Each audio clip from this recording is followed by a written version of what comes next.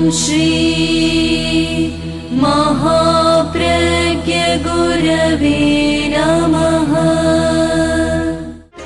जिसके सांसों में रहता है शाश्वत शांति का स्पंदन, उस महाप्रज्ञ को वंदन, उस महाप्रज्ञ को वंदन। सत्य अहिंसा अनेकांत को अर्पित जिसका तन मन, उस महाप्रज्ञ को वंदन, उस महाप्रज्ञ को वंदन। जिसके सांसों में रहता है शाश्वत शांति का स्पंदन, उस महाप्रज्ञ को वंदन, उस महाप्रज्ञ को वंदन।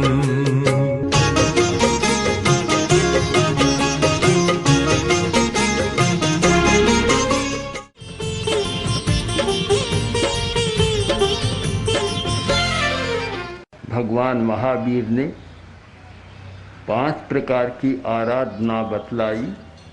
नाणारोहणा, दंशनारोहणा, चरितारोहणा, तव आरोहणा, वीर्य आरोहणा।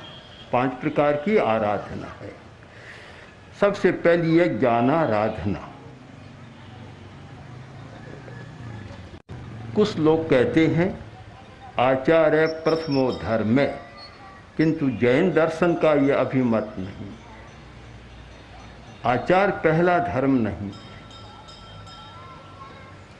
महावीर की वाणी में 10वें यालीय सूत्र का एक बहुत सुंदर सूक्त है, पडमम नाणं तवोदया।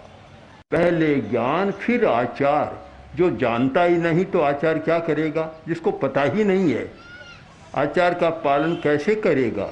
पहले पता होना चाहिए कि क्या है। खाने लगा और पता नहीं कि मैं क्या खाऊं, कैसे खाऊं। ऐसा आदमी भी था जिसने आम नहीं देखा था और थाली में आम रख दिया। कुछ प्रदेशों में प्रथा है कि आम का रस नहीं निकालते, थाली में आम रख देते हैं और खाते समय एक कोर लेता है, चूसता जाता है। और उस बेचारे ने देखा नहीं कि किधर से खाऊं, इधर देखता रहा कि खाऊं किधर से खाऊं। जिसे पता नहीं आचार कहाँ से आएगा? सबसे पहले है ज्ञान। ज्ञान एक चक्षु है, ज्ञानाराधना है तो फिर दर्शन की आराधना, चारित्र की आराधना, तप और वीर्य की आराधना होती है। मैं मानता हूँ कि इस दुनिया में जो विकास हुआ है वह ज्ञानाराधना के द्वारा हुआ है। चाहे लौकिक क्षेत्र है, चाहे वैदिक क्षेत्र, चाहे सामयिक क्षेत्र, तीनों धाराओं में जो विकास हुआ है वह ज्ञानाराधना के द्वारा हुआ है। आज का वैज्ञानिक विकास भी सारा ज्ञानाराधना के द्वारा हो रहा है। कितना ज्ञान आज बढ़ा है, हम कल्पना नहीं कर सकते। आचार्य तुलसी ने ऐसे वातावरण का निर्माण किया कि ज्ञान, दर्शन, चारित्र में व्यक्ति, जाति और संप्रदाय का नाम भी नहीं आना चाहिए। ज्ञान ज्ञान है, वहाँ कौन व्यक्ति है, किस जाति का है, किस संप्रदाय का है, अगर यह प्रश्न आता है तो उसने ज्ञानाराधना का पहला पाठ भी नहीं पढ़ा, हो ही नहीं सकता। उसमें तो किस व्यक्ति ने क्या दिया, कितना नया दिया, कितना नया जोड़ा, यही कौन हमारे सामने होना चाहिए। तो मैं कह सकता हूँ आचार्य हेमचंद्र ने विद्या के क्षेत्र में, ज्ञान के क्षेत्र में इतना नया दिया है कि शायद आज भी उसका पूरा मूल्यांकन करना सबके लिए कठिन हो रहा। इतना दिया है और एक क्षेत्र में नहीं, अनेक क्षेत्रों में दिया है। दिया इसलिए कि उनका दृष्टिकोण अनेकांत का था। अनेकांत, जिस व्यक्ति के भावना में, मन में, दृष्टि में अनेकांत का प्रवेश हो जाता है, उस व्यक्ति के सामने केवल सत्य होता है और सब बातें गौण हो जाती है। कोई आग्रह नहीं पनपता, आग्रह नहीं। आचार्य हेमचंद्र के सामने भी जब जब प्रसंग आए कि सोमनाथ की स्तुति करनी है तो उन्हें कठिनाई नहीं हुई, महादेव स्तोत्र बना दिया। और जब उन्होंने उनके सामने सोमदेव के सामने कहा, यत्र तत्र समये यथा तथा योचिषोश्चविधया यया तया बीत दोष कलुष सचेत भवान एक एव भगवन नमोस्तुते। किसी भी समय में, किसी कालखंड में, किसी भी यथा तथा किसी भी रूप में जो भी हो, कोई भी और किसी भी बात से हो यया तया, अगर वह बीत राग है तो वह एक ही है और उस भगवान को मेरा नमस्कार। संभवतः कुछ पंडितों ने सिद्धराज से कहा कि आचार्य हेमचंद्र महादेव की स्तुति नहीं करेंगे। तो सिद्धराज ने कहा, गुरुदेव ऐसा सुना, आप क्या स्तुति नहीं करेंगे? मैं क्यों नहीं करूँगा? अनेकांत की दृष्टि जिसके पास है कहीं अवरोध आता ही नहीं। ये सारे झगड़े एकांत दृष्टि वाले लोग ही पैदा करते हैं। जहाँ अनेकांत आ गया वहाँ झगड़े का कोई अवकाश ही नहीं है।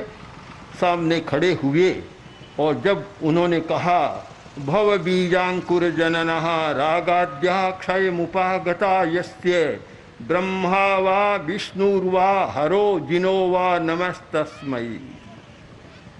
जिसका जन्म मरण का बीज नष्ट हो गया, उसको पैदा करने वाले कसाय कलमश नष्ट हो गए, राग द्वेष नष्ट हो गए, उस बीत रागात्मा को मेरा नमस्कार। फिर उसका नाम चाहे ब्रह्मा रखो, विष्णु रखो, महादेव रखो, जिन रखो, और अगर और होता तो आज की भाषा में कह देते चाहे अल्लाह रखो, चाहे रहीम रखो, कुछ भी रखो, ईसा रखो, मुझे कोई मतलब नहीं है। मुझे नाम से कोई मतलब नहीं है। मैं मानता हूँ कि जो व्यक्ति सत्य की शोध करने वाला है और वह नाम और रूप के चक्कर में फंस जाता है, वहाँ सत्य तो गौण होता है और नाम रूप ऊपर हो जाते हैं। सत्य शोधक के लिए दो शब्द बड़े प्रिय होते हैं, नामातीत होना, रूपातीत होना। न रूपातीत न नामातीत, कुछ भी नहीं, कुछ भी उनके सामने नहीं होता।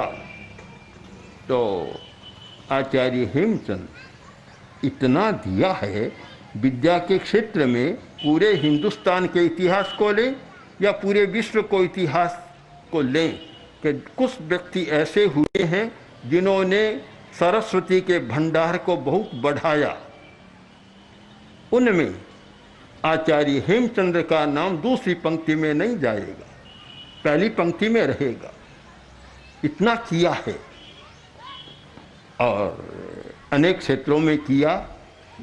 भाई सात्विक जीवन, सादा जीवन, कुछ भी नहीं, वही वेशभूषा, किंतु सरस्वती का कोई ऐसा वरदान उन्हें प्राप्त था कि जो भी शब्द निकलता वह सरस्वती का वरदान बनकर ही निकलता। और उदार थे वैसे और मिलनसार, विनोदी। एक प्रसंग आता है, अनेक प्रसंग है आचार्य हेमचंद्र के। एक प्रसंग आए, विद्वान बैठे थे, विद्वानों की सभा थी, उसमें आना था। आए तो किसी विद्वान ने कह दिया, आगतो हेम गोपालो दंड कंबल मुद्बहन। ये हेमचंद्र ग्वालिया अब आ गया है, हाथ में जैसे ग्वालिया रखता है ना चरवाहा, हाथ में डंडा रखता है, कंबल रखता है। तो आगतो हेम गोपालो दंड कंबल मुद्बहन। आचार्य हेमचंद्र ने उसे सर स्वीकार किया, गुस्सा नहीं किया, सहर स्वीकार किया और विनोदी स्वभाव से कह दिया कि सर दर्शन पशु प्रायान चारयन जैन वाट के। यह ग्वालिया आ गया है, ये 6 दर्शनों के जो पशु हैं उनको जैन बाड़े में चराने के लिए हेमचंद्र ग्वालिया आ गया। स्थूलीभद्र का वर्णन आचार्य हेमचंद्र ने किया कि स्थूलीभद्र कोसा के पास रहे, वेश्या के चित्रशाला में रहे और फिर भी ब्रह्मचारी रहे। ये राज्यसभा में वर्णन किया। तो अनेक प्रकार के, सब प्रकार के विद्वान थे। एक विद्वान ने कहा असंभव बात है। क्यों? कि पाराशर प्रभृतयोपि, पाराशर आदि न जाने कितने ऋषि हुए हैं जो ये चाम्बुपर्णासना पानी पीते थे और पत्ते खाते थे। तेपि स्त्री मुख पंकजम सुललितम दृष्ट्वैव मोहंगता, वे भी स्त्री के मुंह को देखकर और मोह में चले गए। तो भला स्थूलिभद्र कैसे हो सकते हैं? ऐसा वर्णन किया कि सारा हेमचंद्र का विषय को बदल दिया, ढांक दिया। सब लोगों ने देखा आचार्य हेमचंद्र ने जो पक्ष स्थापित किया, बात कही, उसका एकदम खंडन हो गया कि ऐसा हो नहीं सकता। आचार्य हेमचंद्र तो विचलित नहीं हुए। जब विद्वान बैठा तो आचार्य हेमचंद्र ने कहा पारावत खरशिला कण भोजनोपि कामी भवत अनुदिनम वद कोत्र हेतु सिंहो बलि द्विरद सूकर मांस भोजी संवत्सरेण रतिमेति किलैक वारम। और पारावत खरशिला कण भोजनोपि कामी भवत अनुदिनम वद कोत्र हेतु। आचार्य ने कहा कि पंडित वर ने जो बात कही ठीक बात है, पर एक बात पर आप ध्यान दें कि सिंह इतना बलवान होता है और मांस खाता है, मांसाहारी है और हाथी के मांस को खाता है, पर वर्ष में एक बार वह भोग संभोग करता है। और यह कबूतर जो ये दाने चुगता है, पत्थर के टुकड़ों को, ढेलों को भी चुग जाता है। कामी भवत अनुदिनम, और वह रोज कामी बनता है। बोलो कौन सा हेतु है? सारा वातावरण बदल गया।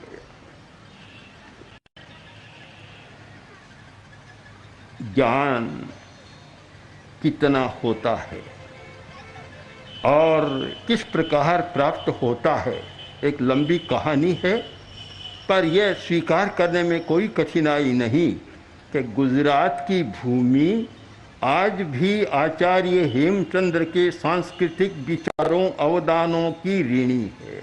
अगर ऋण को स्वीकार करते भी हैं, न करे तो कृतज्ञता होगी, कृतज्ञता नहीं होगी।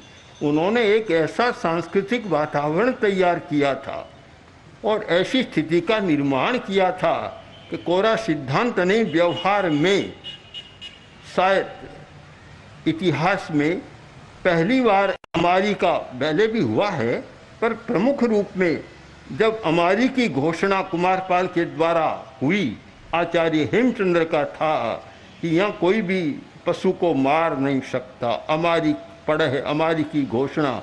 बाद में तो हीर विजय सूरी के प्रयत्नों से कभी कभी आंशिक रूप में बादशाह ने, अकबर ने भी की है, पर यहाँ तो एक व्यापक रूप में हुआ था।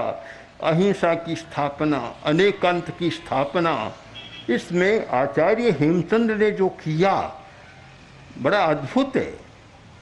और आप देखेंगे इतने बड़े ज्ञानी, इतने बड़े विद्वान, विचारक, चिंतक, साहित्यकार, फिर भी कितने विनम्र।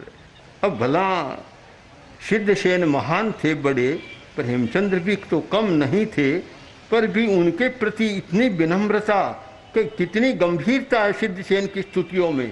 सिद्धसेन वास्तव में ही शायद संस्कृत साहित्य में गंभीरता का अध्ययन करना हो तो कालिदास, साहित्य के क्षेत्र में कालिदास, और अध्यात्म और दर्शन के क्षेत्र में सिद्धसेन, जिनकी बड़ी गंभीर स्तुतियां हैं।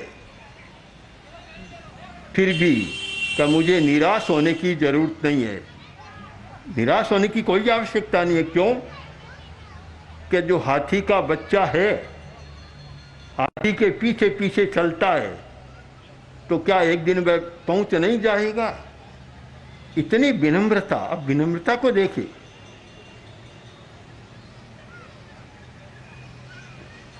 मैंने योग शास्त्र का अध्ययन किया, योग के अनेक ग्रंथ पढ़े, हठयोग को बहुत पढ़ा, कुछ योग वाशिष्ठ, याज्ञवल्क्य, गीता, आदि आदि भी पढ़े, अन्य योग के ग्रंथ भी पढ़े, गोरखनाथ को भी पढ़ा, गोरख संहिता को पढ़ा, शिव सूर्योदय को पढ़ा, पर मन में एक प्रश्न हमेशा रहा कि उनमें सिद्धांत तो वर्णित है, किंतु उन्होंने स्वयं क्या साधना की, क्या पाया, कहाँ हुआ, वह बहुत दुर्लभ है। किंतु आचार्य हेमचंद्र ने जो योग शास्त्र लिखा तो पहले 11 प्रकाशों में तो सारा सैद्धांतिक वर्णन कर दिया, किंतु एक प्रकाश है अनुभव का प्रकाश, उसमें सिद्धांत का वर्णन नहीं, मैंने क्या अनुभव किया। और मैं मानता हूँ उसे पढ़ने के बाद हमें भी ध्यान के क्षेत्र में बहुत कुछ सोचने को मौका मिला। हर क्षेत्र में एक महान आचार्य और उनकी जन्मभूमि, मैं कहूँ या न कहूँ,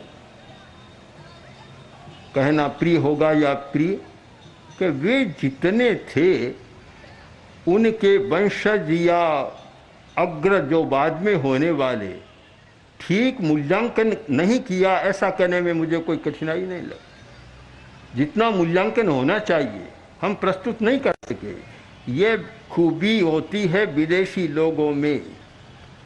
अब सुकरात का इतना मूल्य बढ़ा दिया कि आज सारी दुनिया में सबसे पहले दर्शन की जो फिलोसॉफी पढ़ी जाती है तो सुकरात आगे आ जाते हैं। हिंदुस्तानी लोगों में वह खूबी नहीं है, मात सीमा में बांध देते हैं। हमारे लोग यहाँ है कि या तो पूजा कर लेंगे या गुणगान कर लेंगे, बात को समाप्त कर देंगे। अगर इतने से कोई बड़ा होता तो आज कुछ होता ही नहीं। और वे लोग हैं पश्चिमी लोगों का दृष्टिकोण, वे न पूजा करते न गुणगान करते, कुछ भी नहीं करते, किंतु उनके दर्शन को प्रस्तुत कर देते हैं जो सारी दुनिया में मान्य हो जाता है। आचार्य हेमचंद्र ने लिखा, बीतराग स्तोत्र लिखा है, तो बीतराग स्तोत्र में उन्होंने लिखा कि बीतराग सपर्यात तवज्ञा पालनम परम अज्ञा रद्धा विरद्धा च शिवाय च भवाय च। हे बीतराग, आपकी पूजा करने की अपेक्षा आपकी आज्ञा का पालन करना श्रेष्ठ है। आज्ञा की आराधना करने वाला संसार में भ्रमण करता है, और आज्ञा जो आराधना नहीं करता, आज्ञा की विराधना करने वाला संसार में भ्रमण, आराधना करने वाला मोक्ष में जाता है। इन दो शब्दों पर ध्यान दें, एक पूजा और एक आराधना। आज्ञा की आराधना, पूजा करने का काम सीधा आपने 10 मिनट में काम पूरा कर लिया, पर दुनिया तक आपकी पूजा नहीं जाएगी, दुनिया तक तो उनका व्यक्तित्व जाएगा और वह विद्या के द्वारा जाएगा। तो इसलिए हमें यह सीखना है, और अनेकांत के द्वारा तो ये सीखना जरूरी है, बहुत जरूरी, कि न नाम न रूप न वेश न लिंग न परंपरा, ये सब अपने स्थान पर है। अपनी पूजा पाठ उपासना के लिए उनका उपयोग करें, जैसा आप चाहे करें, पर जो विद्या का क्षेत्र है उसे आप न परंपरा के साथ जोड़ें न राम और रूप के साथ जोड़ें। उसे तो मुक्त रहने दें। विद्या विद्या है, ज्ञान ज्ञान है। सरस्वती को कभी बांधा नहीं जा सकता। अगर कोई कह दे कि सरस्वती की प्रतिमा पर तो हमारा अधिकार है, कैसे होगा? लाडलू में दिगंबर मंदिर में 1000 वर्ष पुरानी जो सरस्वती की प्रतिमा है, आज विश्व में दुर्लभ प्रतिमा है, तो अब किसी का अधिकार नहीं होता उस पर। जैन लोगों के वहाँ भी सरस्वती की प्रतिमा है, वैदिकों के वहाँ भी सरस्वती की प्रतिमा है, विद्यालयों में भी सरस्वती की प्रतिमा है, और विद्या आचरण होता है तो भी सरस्वती का मंगल पाठ होता है। तो सरस्वती पर किसी का एकाधिकार नहीं होता, ज्ञान और विद्या पर किसी का एकाधिकार नहीं होता।